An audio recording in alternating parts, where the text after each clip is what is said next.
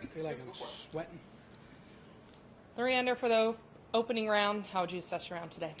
Yeah, pretty solid. Got off to a pretty hot start. 5 under through maybe 7 or 8, 7 maybe. Bowled some good putts and yeah, hit some good shots, and the wind seemed to pick up that front nine for us, my back nine, and it was tricky. I'd left a couple of chances out there on maybe 1, 7 and 8, and then obviously the little flagstick incident on the last there. It is what it is, but I'm happy with 3 under and in position to have a good week. Second start here, but it's kind of an entirely different course. Now that you've had a couple practice rounds in, what's the key to navigating around here? Yeah, I actually only got 9 holes in practice just because I was in US Open qualifying on Monday, so flew in late. So I hadn't seen the back nine. So obviously to be off to that hot start was great. But yeah, I like the changes. I like the golf course. It's tough. You hit it in the rough, and then you've just got to figure out how you're going to try and make par. But if you drive it well, hit it in the fairways, there's a lot of chances out there.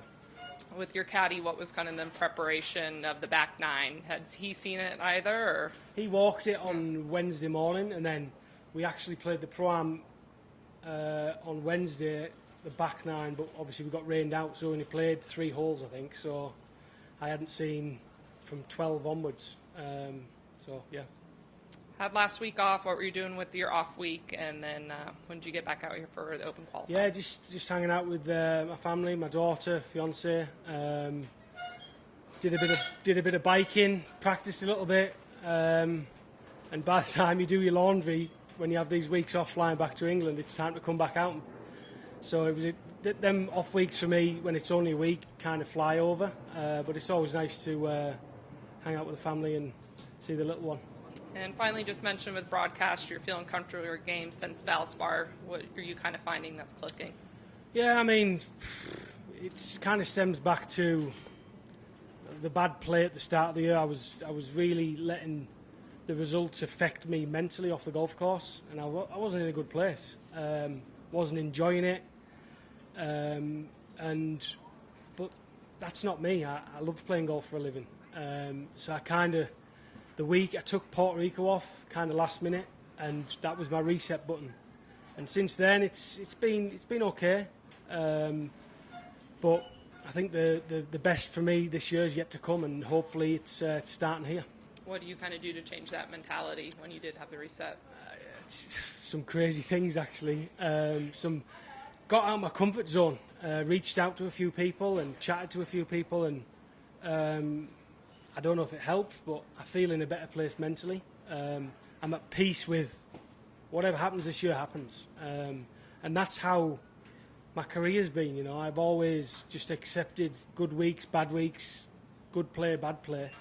But for some reason at the start of the year, I was just, my head was totally gone.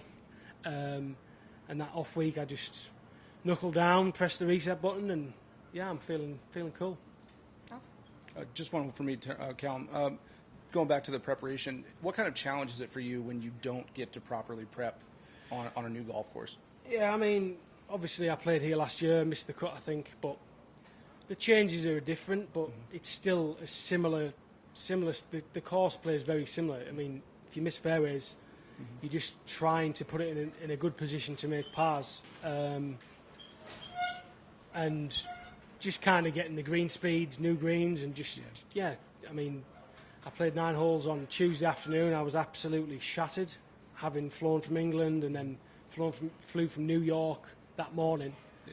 But dragged myself round and got a great caddy on the bag in Sam, and we made some good notes, and just kind of look at the yardage book and hit to certain spots and go from there. Perfect. Cheers, thanks. Cool.